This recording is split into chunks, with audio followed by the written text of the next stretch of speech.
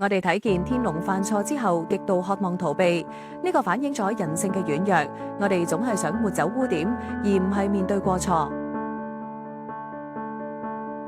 穿越之後，冇利用預知走捷徑，成為風雲人物，令同學反思：如果我哋追求包裝出嚟嘅成功，呢個符合聖經對誠實嘅教導嗎？當權力叫阿正迷失嘅時候，天龍先發現外在嘅權位改變唔到人嘅生命，因為一生嘅果效係由心發出。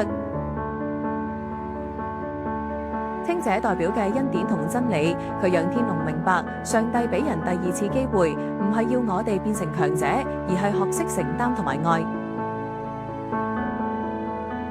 感恩天龍唔再玩弄小聰明，而係選擇公開認罪。呢一個展現喺信仰裏面最大嘅力量，真相必叫我哋自由。最後時空返到現實，雖然困難冇離開，但天龍嘅心靈已經更新。原來信仰唔係解決問題嘅避難所，而係面對現實嘅力量源頭。